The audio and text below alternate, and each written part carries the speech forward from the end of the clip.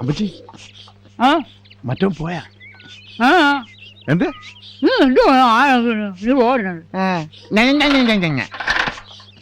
ആദ്യം ഈ കുന്താണ്ടോങ്കം മാറ്റ് ചില താലിബാനിച്ചുകളെ പോലെ മറ്റോ പോയാ അവന്റെ ചേച്ചിയെ കൊണ്ടു വിടാൻ പോയിരിക്കുക. അവൻ പോണില്ലേ? അന്ന കൊച്ചമ്മയ്ക്ക് ഭേദമായതിനു ശേഷമേ അവൻ പോവും. അവനിവിടുന്ന് പോയില്ലെങ്കിലേ അവനിവിടുന്ന് ഞാൻ പറപ്പിക്കും. പറപ്പിക്കും. ദേ വക്കീലിനെ വിളിക്കാനോ മറ്റോ നിന്നെ വിളിപ്പിച്ചത്? വക്കീലിനെ വിളിപ്പിക്കാൻ അവനെ വിട്ടാ മതി. ഞാൻ ഇവിടുത്തെ മാനേജറാ. ഓ മാനേജർ പറഞ്ഞു കിടക്കാൻ കൊള്ളാം. എടാ അവരുടെ മുമ്പിലേ നീ ഇവിടത്തെ ഡാമേജറാ. എടാ പോത്തെ, ഇനിയെങ്കിലും കൊച്ചമ്മമാരുടെ അടുത്ത് തഞ്ചത്തി നിന്നാ നിനക്ക് വല്ലതും കിട്ടും. അല്ലെങ്കിലേ താമരപ്പൂ പോലെ ഇങ്ങനെ കുളത്തി കിടക്കാം. അമ്മച്ചി നോക്കിക്കോ, അവനെ കൊണ്ട് ഈ ബംഗ്ലാവും സ്വത്തുക്കളും ഞാൻ എഴുതി വാങ്ങിച്ചില്ലെങ്കിൽ എനിക്ക് കിട്ടില്ല. അമ്മച്ചി അമ്മച്ചി എങ്ങനെങ്കിലും പറഞ്ഞ് എനിക്ക് വാങ്ങിച്ചു, അല്ലെങ്കിൽ ഞാൻ ചത്തുകളയും. എടാ നീ ആവശ്യമില്ലാത്ത ബുദ്ധിയൊന്നും കാണിക്കരുതേ. ചത്താ പിന്നെ ഒന്നും കിട്ടത്തില്ല. ആണോ? ആ നീ വേഗം ചെല്ല്. അന്ന കൊച്ചമ്മ സുഖല്ലാതെ കിടപ്പില്ല. ചെല്ല് ചെല്ല്.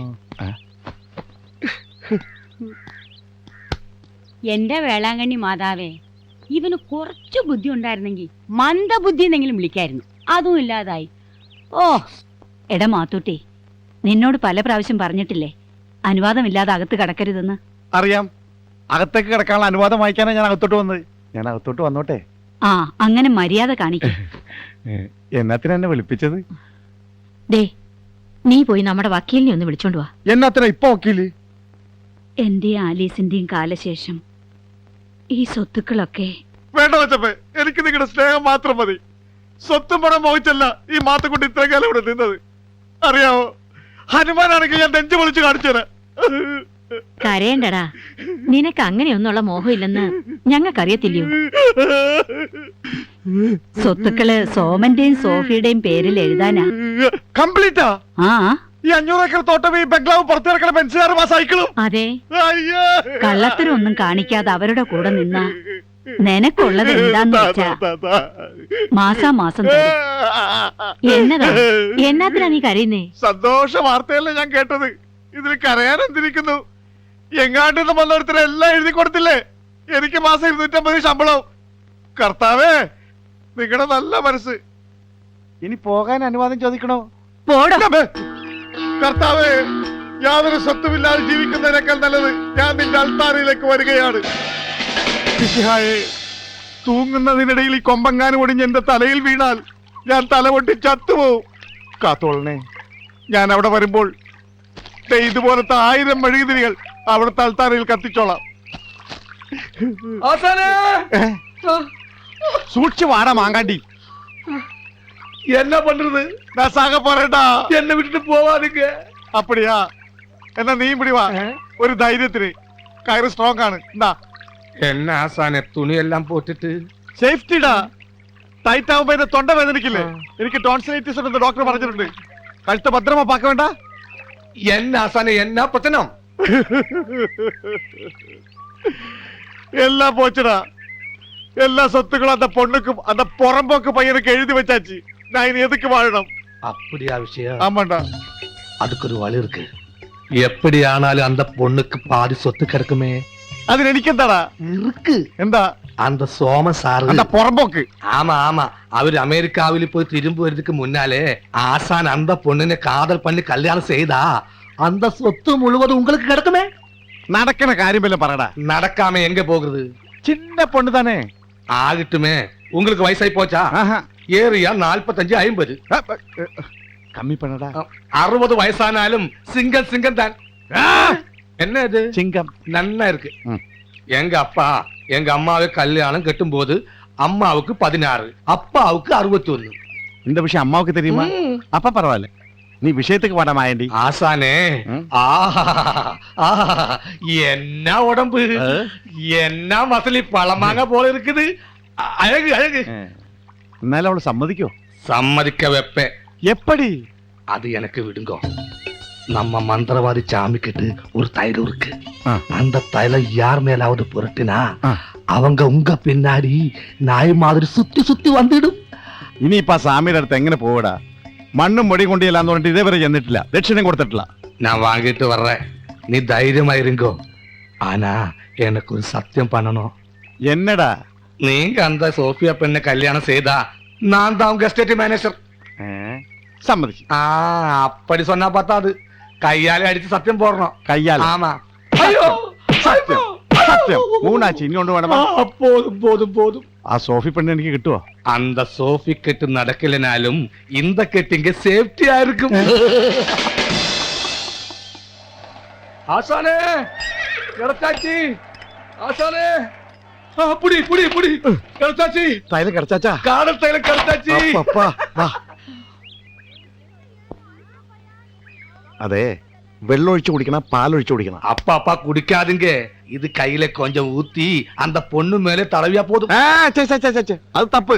ഒരു പെണ്ണ് കുളിച്ചോണ്ടിരിക്കുമ്പോ കുളിമുറിനകത്ത് കയറാനും ഒളിഞ്ഞു നോക്കാനൊന്നും എനിക്ക് ഡീസൻസിക്ക് പറ്റില്ല. അതൊന്നുമേ വേണം ആസാനെ. கொஞ்சம் தைல ஊத்தி அப்படியே அந்த பெண்ணு கை மேலே கை காமிக்க டேக் பண்ணியா போதும். അപ്പൊ ഞാൻ ഹസ്ബൻഡ് ഊത്തട കയ്യില്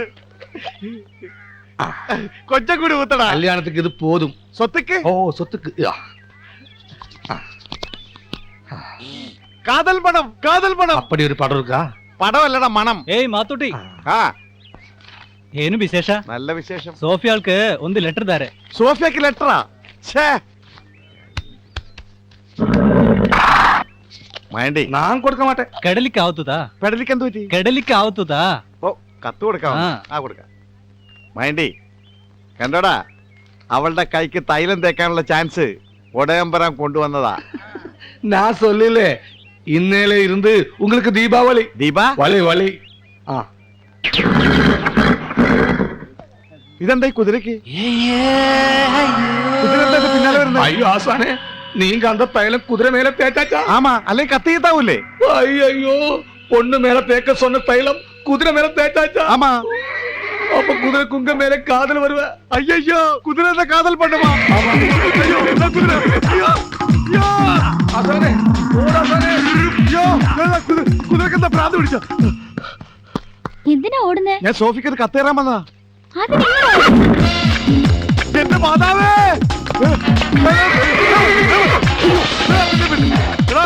വയാണ്ടി, എന്തൊടുക്കുന്ന തൈലോടാ? ஆசானே வலிஞ்சோட ஸ்ட்ரைட்டோடு.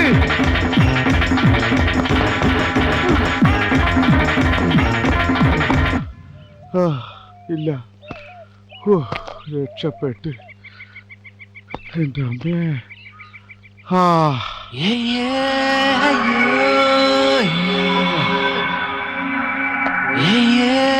അയ്യോ,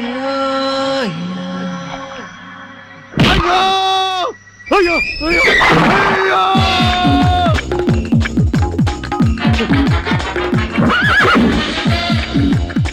അയ്യോ, അയ്യോ, ദാ വണ്ടി.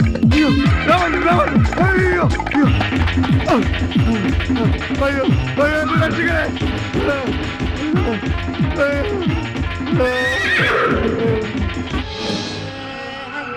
അയ്യോ. മാതാവേ, ഞാനൊരു മനുഷ്യനാണെന്ന കാര്യം കൂടി ഓർക്കണ്ടേ? ആ ജന്തു என்ன காதல் கிஸ், டைட்டானிக் மாதிரி இருந்தே.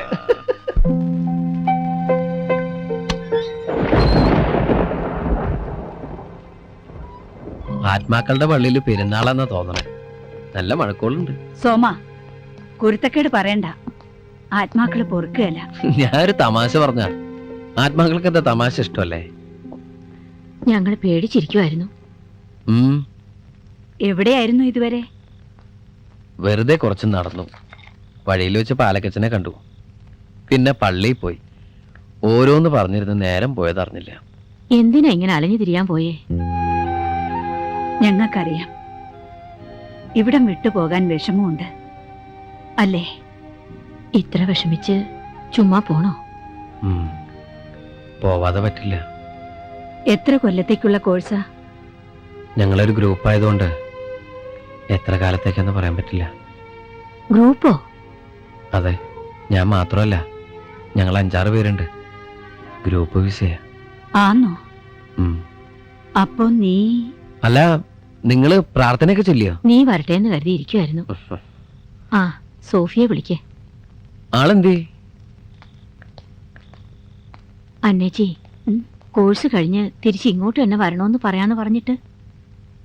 ഞാൻ പറയാൻ തുടങ്ങിയതാ, അപ്പോഴത്തേക്ക് അവൻ വിഷയം മാറ്റിയല്ലോ.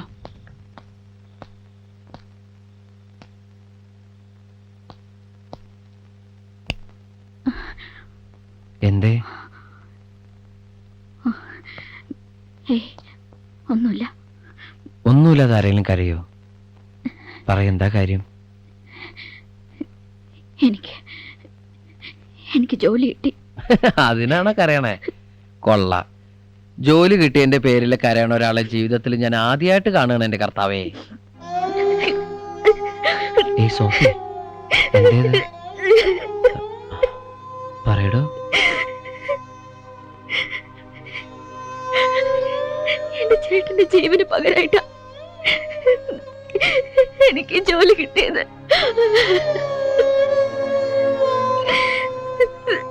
എന്താ കയ്യില്?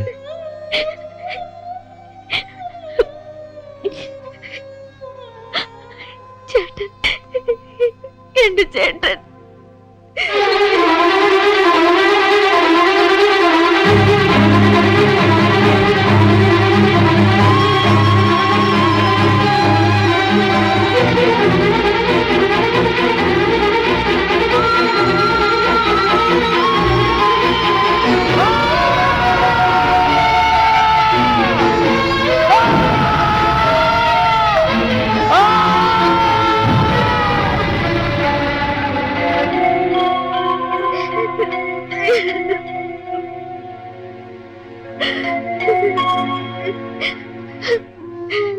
സ്വന്തം പറയാൻ ഈ ലോകത്ത് എനിക്ക് എന്റെ ചേട്ടൻ മാത്രമേ ഉണ്ടായിരുന്നുള്ളൂ.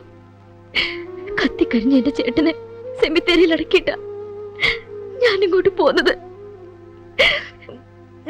മയക്കുമരുന്ന് കഴിച്ച് ഭ്രാന്ത് പിടിച്ച കുറെ ദുഷ്ടന്മാര് തീ വെച്ച് കൊന്നു എന്റെ ചേട്ടനെ. അവന്മാരുടെ ഫോട്ടോ എടുത്ത് പത്രത്തിൽ കൊടുത്തതിന് പകരം വീട്ടിയതാ. ചേട്ടനില്ലാത്ത ആ വീട്ടിൽ നിന്ന് സ്നേഹിക്കാൻ മാത്രം അറിയാവുന്ന ഈ അമ്മമാരുടെ അരികിലേക്ക് ഞാൻ ഓടിപ്പോരുമായിരുന്നു.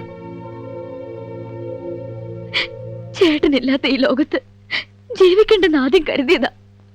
പക്ഷേ എന്റെ ചേട്ടനെ കൊന്നവരെ ശിക്ഷിപ്പിക്കാതെ മരിച്ച എന്റെ ചേട്ടൻ എന്നോട് പൊറുക്കില്ല. പ്രാർത്ഥനയ്ക്ക് സമയമായി. അമ്മമാരവിടെ കാത്തിരിക്കുക. സോളമൻ, അമ്മമാരോട് ഇതൊന്നും പറയരുത്. അവർക്കിതൊന്നും താങ്ങാനാവില്ല. ആരോടും ഒന്നും പറയണ്ടെന്ന് കരുതിയതാ.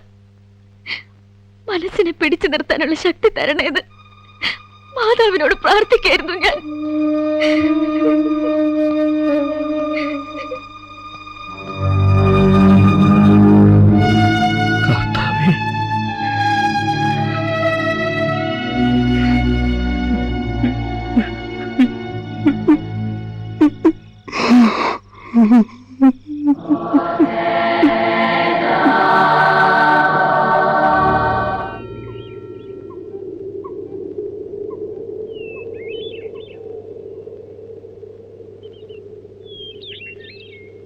ഞാനിനി എന്താ ചെയ്യണ്ടേ ഫാദർ?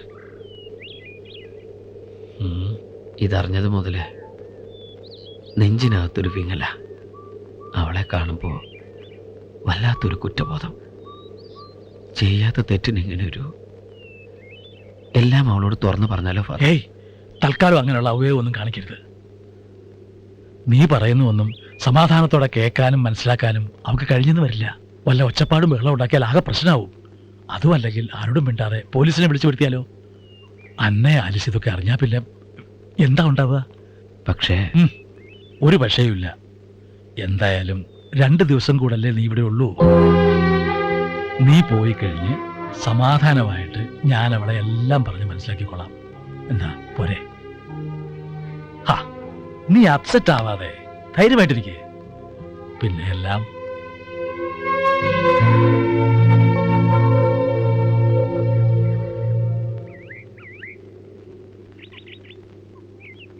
ഇതെന്താ പതിവില്ലാതെ ഇവിടെ? മാതാവിനോട് ചില കണക്കുകൾ പറഞ്ഞു തീർക്കാനുണ്ടായിരുന്നു. എന്നിട്ട് തീർത്തോ? തീർത്ത് തരണോന്ന് പറഞ്ഞിട്ടുണ്ട്. അപ്പോ എല്ലാരോടും പറഞ്ഞു തീർത്ത് പോകാനുള്ള ഒരുക്കാണല്ലേ?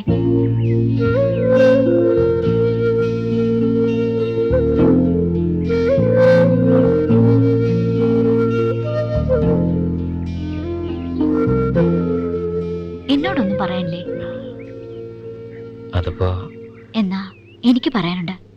സത്യം പറഞ്ഞ ഇത്രയും നാളും മനസ്സിലെ വിഷമം മുഴുവൻ മറക്കാൻ എന്നെ സഹായിച്ചത് സോമനാ. ഇണങ്ങിയും പിണങ്ങിയും വേറൊന്നും ഓർക്കാതെ ഓരോ ദിവസം കഴിഞ്ഞു പോയത് സോമനുള്ളതുണ്ടാ. പിന്നെ എനിക്കൊരു ഉപകാരം ചെയ്യോ? എന്താ? ജോലി കിട്ടിയെന്നും അടുത്ത ആഴ്ച പോണമെന്നും ഞാൻ അമ്മച്ചിമാരോട് പറഞ്ഞിട്ടില്ല.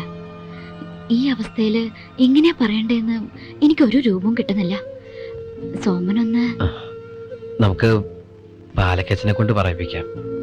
അച്ഛനാവുമ്പോ അതിന്റെ വഴിക്ക് പറഞ്ഞ് മനസ്സിലാക്കിക്കോളും.